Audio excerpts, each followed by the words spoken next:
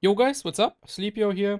Today I have my two updated assault rifle builds for you. First my headshot build and then also my crit build.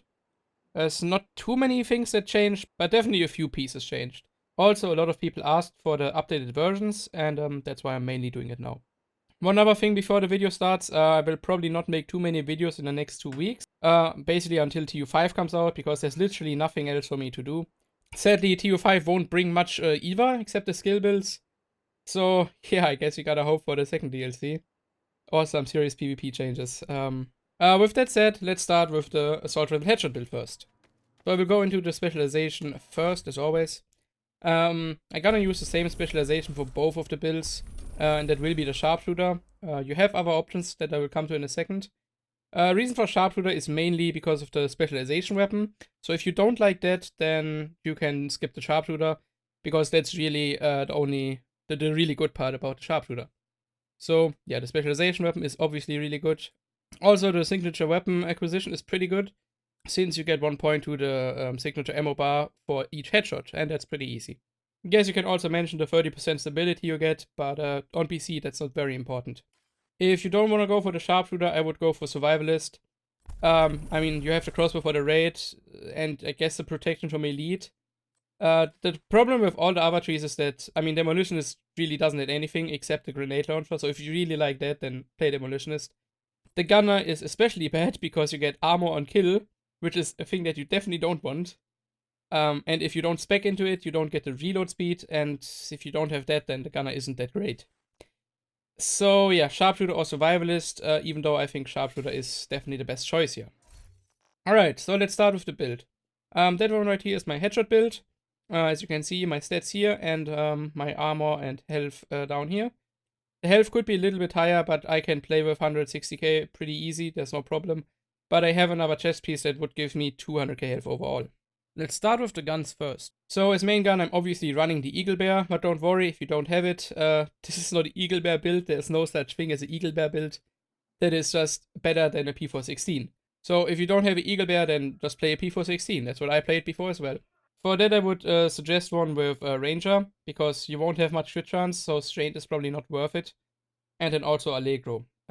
Mod-wise, I would go for the 5% damage to elites, and then the Nemesis secondary for the extra headshot damage. The C79 scope, not the one I have equipped right now. As mag, either the 10 round or the 20 round mag, whatever you have. And then for PvE, I would go Accuracy on the underbarrel and damage to elites on the muzzle. And a secondary gun with the Eagle Bear. I just run SVD because it really doesn't matter. I'm not swapping to any other gun ever with the Eagle Bear, really. I just always have it. I'm not swapping guns.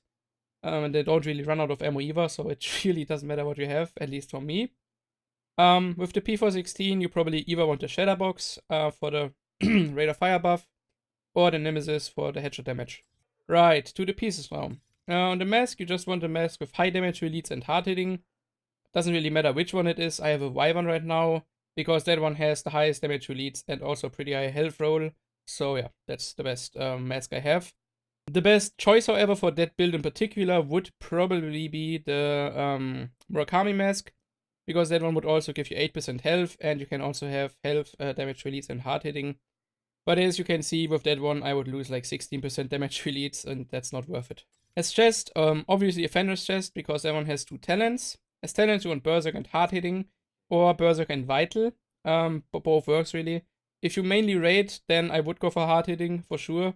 If you mainly do open world, then I would probably go for Vital, so you just have more health to play around with.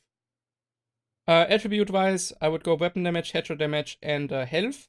I sadly have weapon damage, headshot damage, and crit chance, but at least it's the right chest, because that one, the Stritz Vest, has offensive mod slot.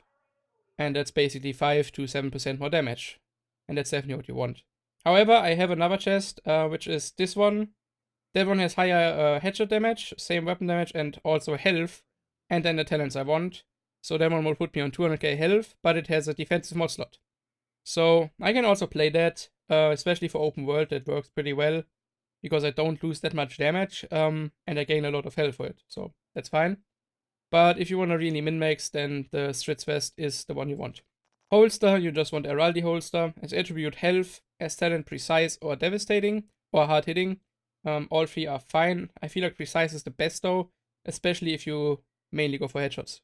And the Rally also has an offensive mod slot, which you just mod with weapon damage, AR damage, and the damage to armor. Backpack is also a Rally, and that one is also pretty easy. You just go for weapon damage and health if you can. I think the weapon damage is more important here, but if you already have a decent roll, like everything over 5, then you can probably just go for health if you don't have any health. And you have a blue attribute that you could reroll here. That's what I did, for example. On the backpack, you want hard hitting or vital. What I would do with a build like that is just go hard hitting on the backpack and then vital on the chest, or the other way around. Like I would have 1 piece vital and 1 piece hard hitting, backpack and chest, right? But you can go 2 times vital or 2 times hard hitting. It's not the biggest deal. As gloves, I have Elf Summit gloves, and those are really hard to get, so you probably won't have them. Those have AR damage and a passive talent, which is hard hitting. I would prefer to have Precise here, but I only have those gloves once, and they are for my crit build.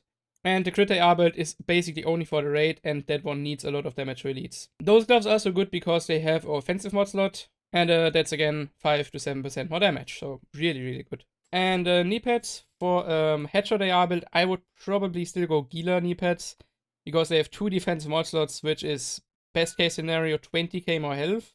And they also have a base roll of like 20 to 25k health. So there's a lot of health on the knee pads. But you could also go for any other knee pads with an offensive mod slot. You could use Wyvern knee pads. You could also use Overlord knee pads. Because those have an offensive slot and they also have health. So probably if you want to min-max your damage and still keep some health, then I would go Overlord. Even though they don't give you anything. I mean, rifle damage for AR build doesn't really matter, right? Well, or I guess Providence. Providence also works, but it's not like the skill power is very useful for AR build. But yeah, you're gonna lose some health, and I don't really know. With 140k, I don't feel as confident anymore, so that's why I'm playing the Gila Guard knee pad still. As skills, I'm playing the same skills on both of the builds, by the way. Reviver Hive and Defender Drone. Pretty simple. As mods, you want cooldown reduction and duration on the Defender Drone and cooldown reduction on the Hive. But you don't have any skill power, so yeah, not really important. Do the stats real quick. With the Eagle Bear, I have 29.5k base weapon damage. I have nearly 90 headshot damage. Could be a lot higher, but I only have Precise once. I have some crit chance and crit damage because the Eagle Bear gives me 10 just from the base, which is pretty nice, but yeah, it's not too important. Weapon damage, I have 25% all weapon damage and then 46% AR damage. That could both be a little bit higher, but I'm kind of happy with that. Can't really complain. It's pretty good weapon damage, and I also have Berserk, right? So that's pretty nice. I also, for some reason, have 40% stability. I guess I get a mod on the Eagle Bear. I never really noticed. Yeah, you do. You get stability on the Eagle Bear, right? That's why. Okay. And then I also have nearly 100 damage to elites. That's a little bit higher than it needs to be for a headshot build, especially for the open world. But yeah, I have a lot of hard hitting. And that's the headshot build. Let's go to the crit build now. That one. So the crit build, I only use it for the last part of the raid for Razorback. I don't really use it in any other activity.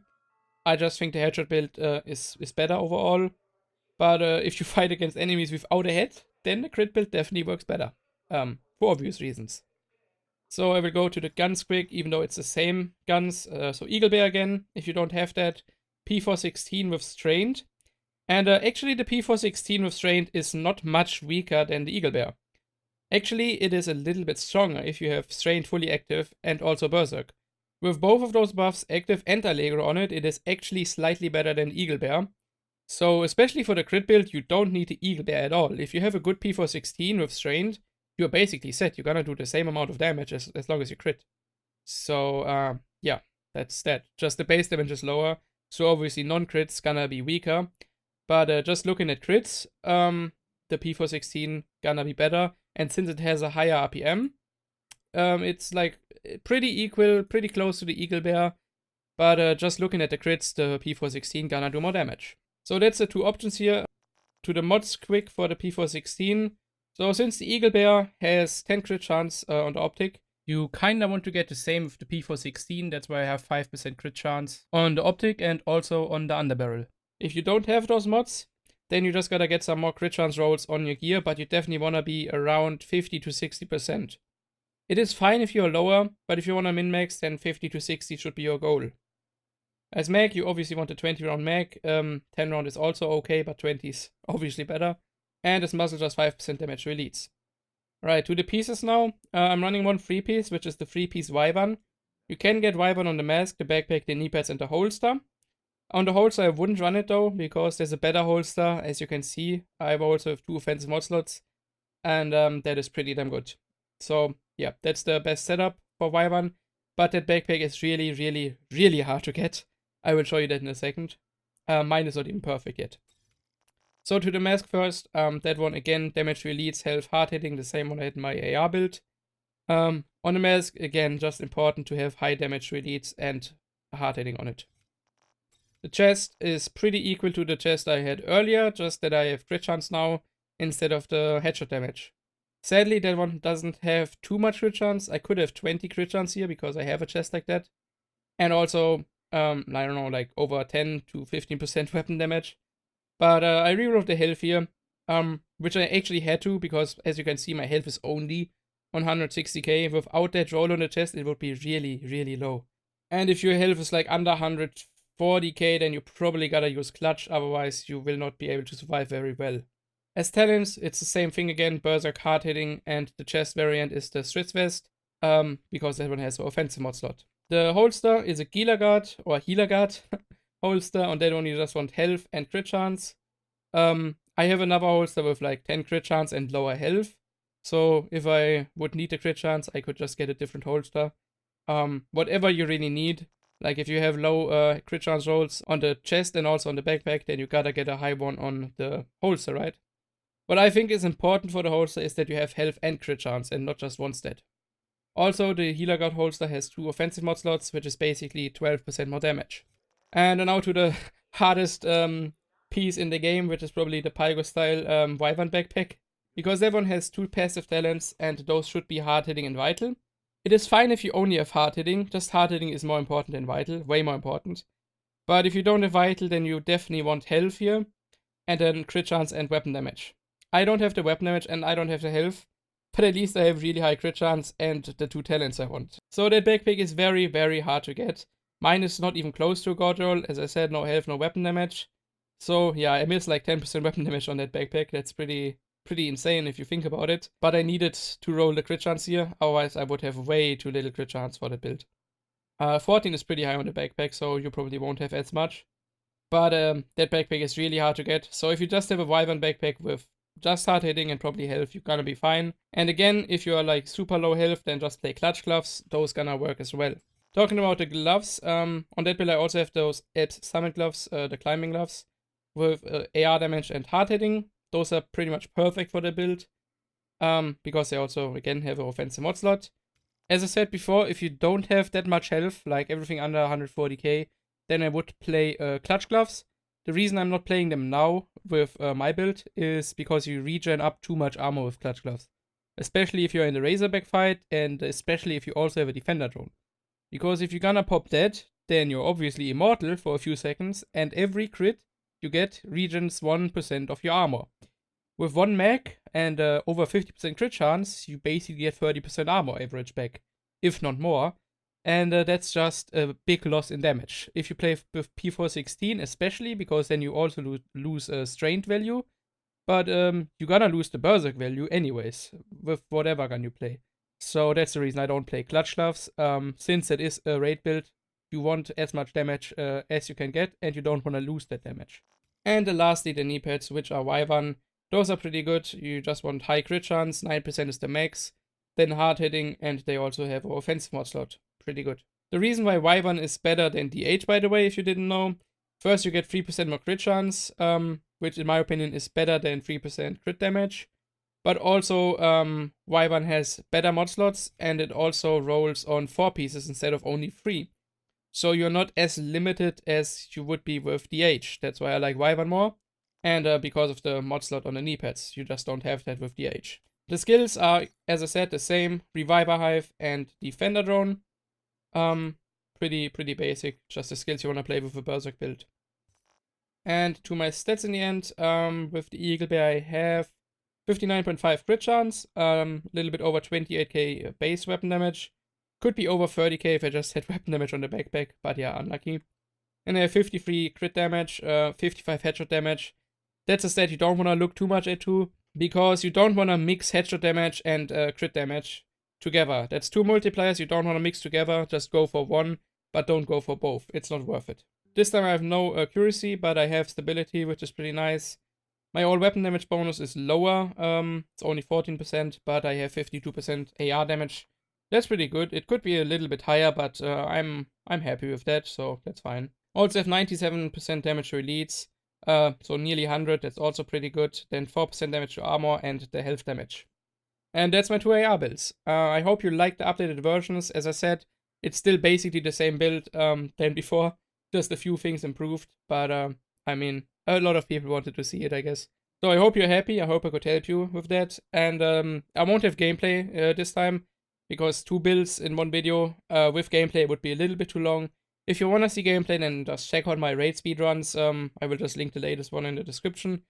I'm using the AR headshot build there in the first part and the crit build in the last part, so you can check that out. With that said, thanks for watching, and as always, see you in my next video. Bye!